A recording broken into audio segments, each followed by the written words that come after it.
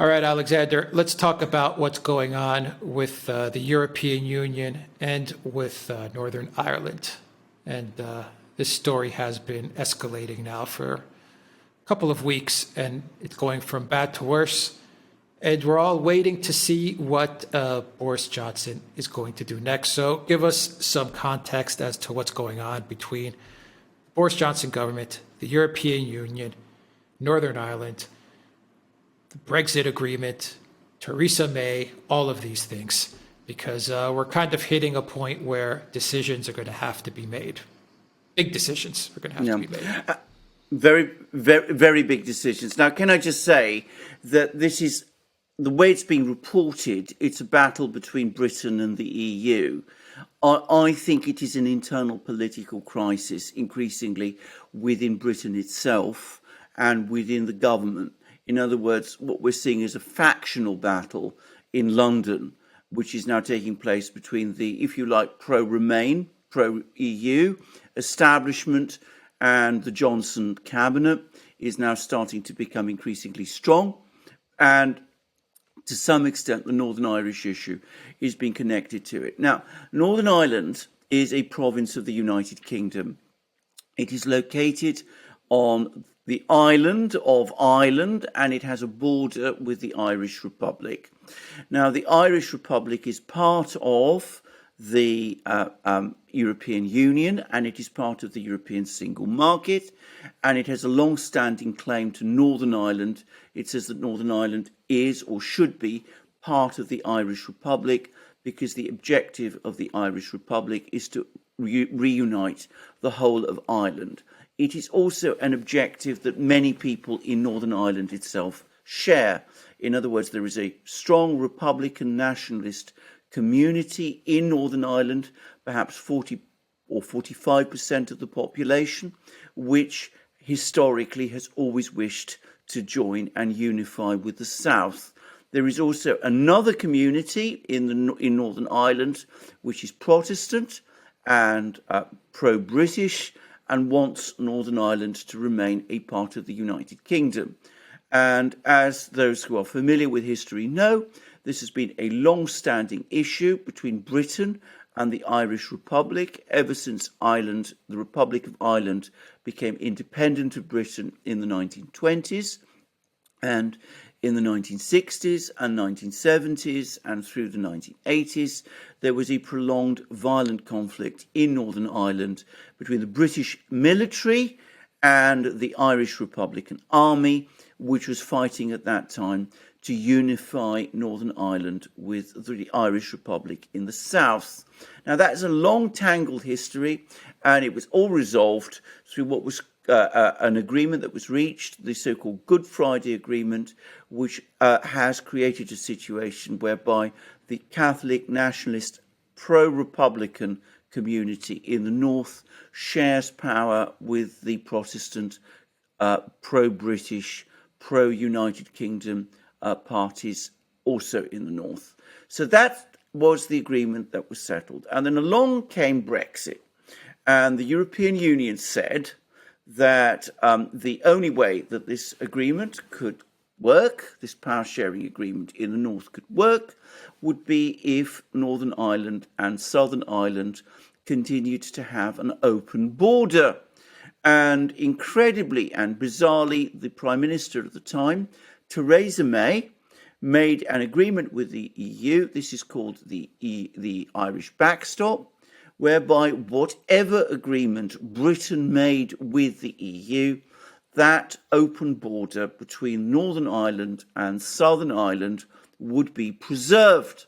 And of course, what that meant was that Britain could not leave the European single market, because if it did leave the European single market, then there would be a hard border created on EU insistence between the Irish Republic and Northern Ireland, and that would supposedly undermine the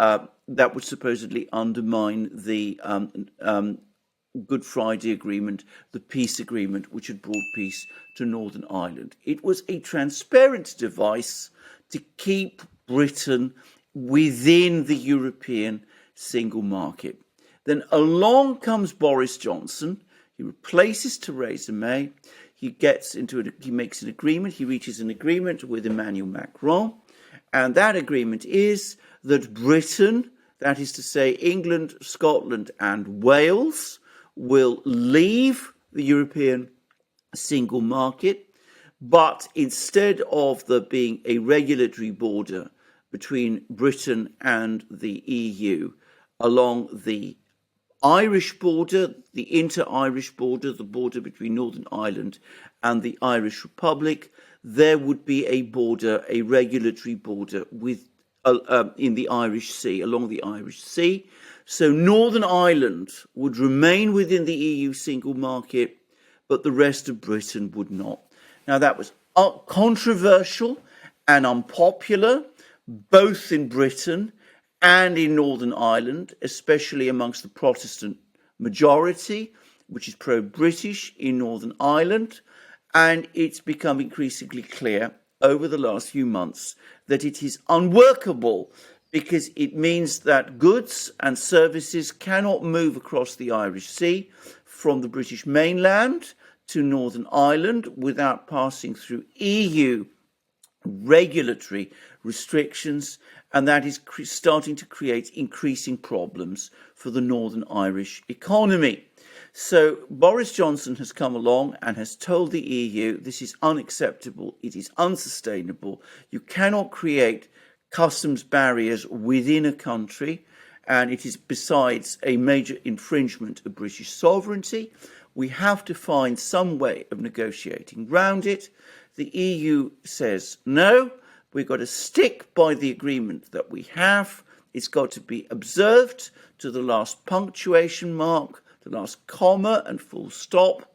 And what Boris Johnson is now saying is that if you persist with this attitude, then I will invoke my right, which is, by the way, contained within the withdrawal agreement, to unilaterally cancel this agreement entirely, at which point Northern Ireland becomes once again a full economic part of the United Kingdom and leaves the European single market. Now, that is the story, and there is nothing to prevent Boris Johnson doing that, except two factors. One, obviously, is the objections of the EU. Well, that doesn't really affect him. But the other factors are, firstly, that the Biden administration has made it very clear that it would oppose such a step because basically it wants to keep Britain tied to the EU. And of course, the other thing that's happening is that there is a faction within the government and within Parliament and within the Conservative Party and within the civil service and within the business community that is also using this issue to try to undermine Johnson, ultimately to bring him down, to replace him with a more emollient figure like Rishi Sunak, the Chancellor, who would leave things as they are and then presumably at some point prepare the ground to bring Britain back into the European single market. And the British Labour Party, its finance spokesman, has just announced that that is the policy that the British Labour Party wants to follow. It wants Britain basically to re-enter the European single market. So that's the battle. It's a battle that's taking place within London. On the one hand is Johnson and the Brexiteers. On the other side, it's the EU, it's the US, or at least the Biden administration, and it is this very, very powerful faction, the Remainer faction in London, which has never gone away. That's a long explanation of a tangled and complex subject, but I hope it's clear what's going on. Well, it's complex if Boris wants to make it complex. If he doesn't, then he could just tell the EU to pound sand and do what he thinks is right for the people of Great Britain. Why doesn't he just do that? Well, that's exactly what he should do, and I hope that that is exactly what he will do.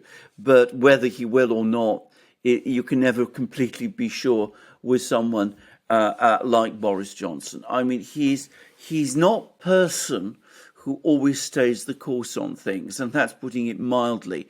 I think he probably will on this occasion, even though he has ducked and weaved and shown a reluctance to take the necessary step, because he's somebody who actually dislikes confrontations. He dislikes going up against powerful factions within his own cabinet and within the government, and he dislikes putting himself in a position where Rishi Sunak's position, and I'm sure it is Rishi Sunak now, might become stronger within the government if things turn out wrong. So I think he will do it in the end because his political future is so tied up with it. But at the moment, he's hesitating. Yeah, if he doesn't do it, then I imagine his government may actually fall, and the UK risks sliding back into the EU's orbit. I mean, it seems like there's only one logical way forward for this. Absolutely, absolutely. And look, I don't think the government will fall, but I think there will be a coup within the government. He will cease to Boris be prime Johnson, minister. yeah. Exactly. He ceases to be prime minister. Someone, and at the moment, it's almost certain to be Rishi Sunak takes over. And Rishi Sunak gradually starts the process of reintegrating Britain into the European single market and drawing Britain back into the EU. So that's what he risks. And with it, Johnson's political legacy, his reputation, and of course his period as Prime Minister is brought to an early and inglorious close. I think he understands that. But as I said, he's always somebody who hesitates before he strikes and dithers and hesitates for very long. But you're absolutely right. It's clear what he has to do. Anyway, there's been a lot of discussion and friction about this. And he's chief negotiator with the EU, a man called Lord Frost, who's very much a hardline Brexiter, has made it very clear that he wants Britain to take a strong line on this issue. He appears to have Johnson's backing at the moment, but Johnson at the moment is hesitating to actually take the plunge and to announce that Britain will make this unilateral step if it has to. But that's Johnson, and he's done this before. He's hesitated for a while, and then he moves suddenly and fast, and as a result, people are often taken by surprise, and he comes out the winner from these kind of tangles after a while. It's important not to underestimate Johnson's political skills, which remain very real. We shall see what happens. What are the implications for the UK if Johnson does make this unilateral move? I mean, is there legal implications, sanctions from the European Union? He is, strictly speaking, he is breaking an agreement. Well, arguably he's not actually, because Article 16 of the withdrawal agreement actually gives the British government the authority to take unilateral measures if they have to, if the necessity requires it. So you can always argue that. Of course, the EU would deny that. Well, the EU, actually, this is where I think it's an important point, because the EU is talking about imposing tariffs, imposing sanctions, imposing all sorts of things like that. I think that's a bluff. And I say why? Because the trade balance between Britain and the EU still remains very much in the EU's favour. So if they started to impose those kind of tariffs and sanctions on Britain, yes, Britain might have a difficult couple of months, but it would adjust. Economies, big economies, do. But the EU, European businesses, German car companies and all the rest would be the ones which ultimately, I think, would suffer most. They would lose what is for them one of their biggest export markets. I mean, Angela Merkel and her entourage apparently have routinely referred to Britain as Treasure Island because Germany exports so many things to Britain. And, do they really want to see all that trade curtailed? So I personally think if Johnson holds his nerve and takes the decision, which I think is the only one logically that he must take, then I think the EU threats will come to seem actually very little. A far bigger problem but I doubt that it will happen immediately. But a far bigger concern that a British government might have is that the EU, having said that Northern Ireland must remain within the EU single market in order for there to be peace there, would then possibly, in order to prove that true, prove that prophecy true, might start to look for ways to create trouble in Northern Ireland itself. We've seen that happen in so many places now, in Ukraine, in the Balkans. Who knows? They might do that in the EU, in Northern Ireland too. Utterly reckless and irresponsible if they did it. But to be straightforward about it, I wouldn't put anything past those people. Yeah, the EU, they're treacherous, and they will do that. They have a history of instigating regime change for their benefit. So, okay, the EU, these guys are, we know how they operate. I'll leave it there. We know how they operate. Boris Johnson knows how they operate. You answered my question. If he can argue, if there's a legal argument for him to stand on as well, because I was thinking he should do it, but maybe, he's breaking an agreement and legally there may be some consequences. But listening to you, it sounds that even legally he has actually good footing to stand on. So this is really just Boris, in my opinion, this is Boris just not wanting to piss off the elites of London, the globalist elites of London, and some people in his party that don't want that want to stay close with the European Union because they're making a ton of money. Even the Northern Ireland question that you were talking about could, with the right diplomacy and firming things up between Westminster and 10 Downing Street and the parties in Ireland and Northern Ireland, just getting the right diplomacy in place, he could also prevent the EU from causing trouble there as well. I mean, if he really wanted to, he could strategize and block off that road. So this is just him afraid of his elite buddies. Absolutely, because can I just make a further point? I mean, all of these ideas talk about sanctions, all about this talk of creating trouble in Northern Ireland. Think how both of those things would impact on the most vulnerable country in this whole scenario, which is, of course, not Britain. It is the Republic of Ireland. The Republic of Ireland does not want to see violence return to Ireland, the island of Ireland, because that will overspill into the Irish Republic itself, as it did during the period of the so-called Troubles there, the time when the British were fighting the Irish Republican Army. They don't want that. And they too don't want hard borders between Britain and Ireland, because it is so economically damaging for them too. So, in such a situation, should such a scenario arise, the Irish Republic, if it has any sense, the government there, will actually, in my opinion, work together with Britain, both to keep the situation in Northern Ireland stable and to keep the EU from pushing forward with these draconian sanctions that people have been talking about. In my opinion, all of this is bluff.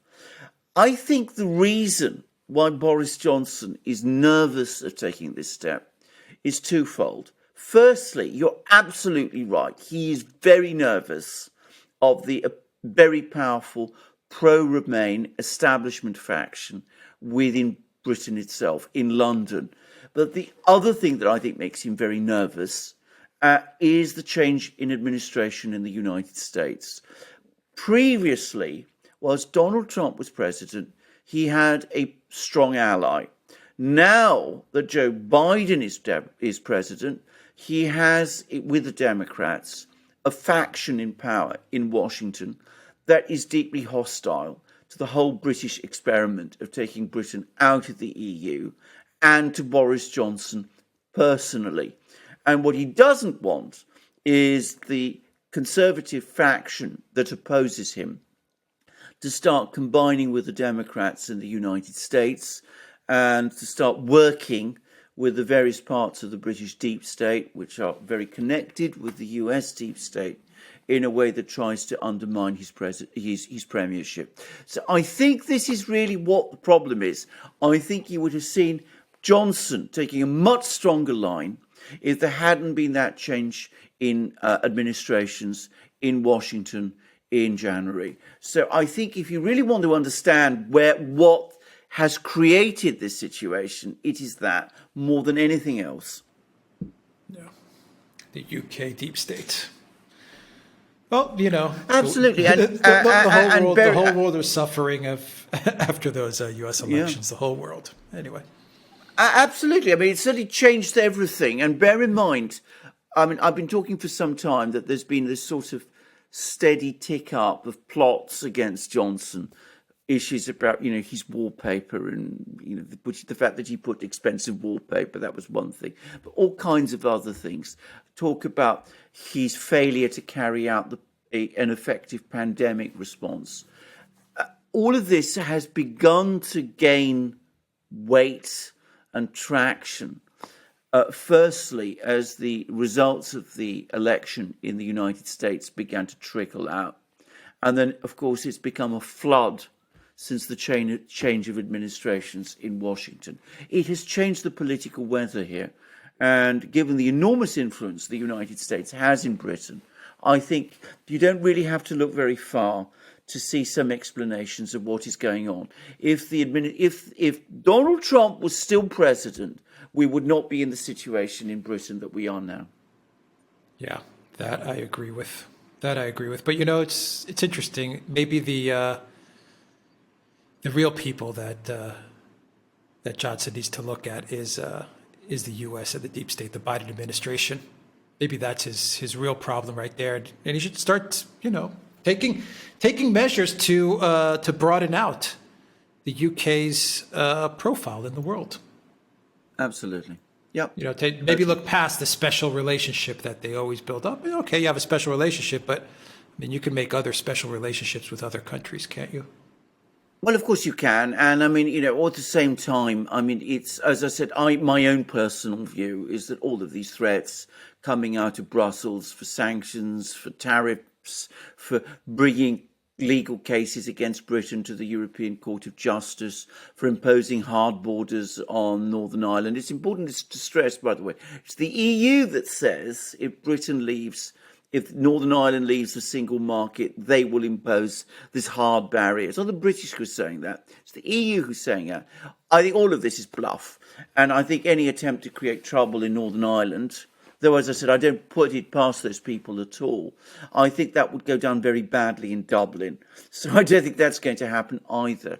It's a question of Boris finding the courage to call this bluff, because bluff it is.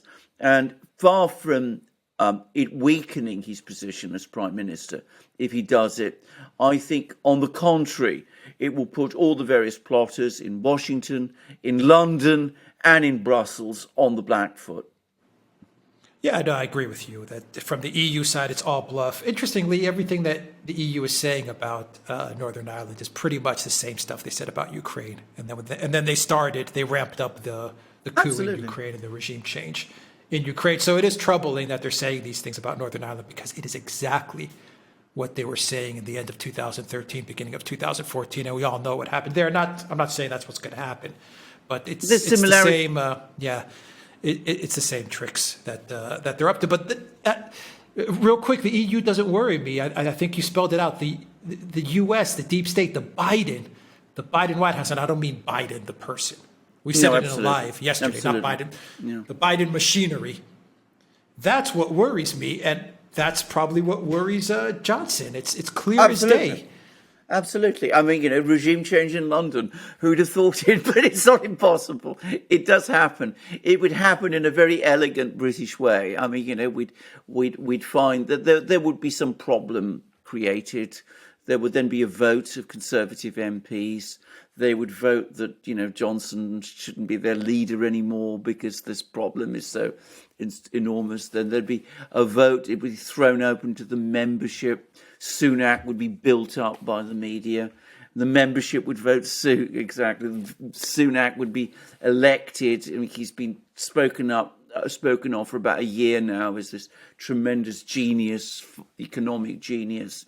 And then, as I said, he'd become prime minister, and then, but that's how it would be done. I mean, you wouldn't have crowds on the streets and people storming parliament and things of that kind, but you'd have all of these things. And of course, you'd have court decisions, you'd have media stories, as he said, more scandals, more revelations on television. That's the way it's done here. Yeah, what a tough situation. Boy, did that election change everything. All right, we'll leave it there, guys. Go to our locals, the Duran.locals.com, and check us out on Super U, guys. Censor-proof video platform, Super U. BitChute, Rumble, ODYSEE, and you'll find us there as well. Take care.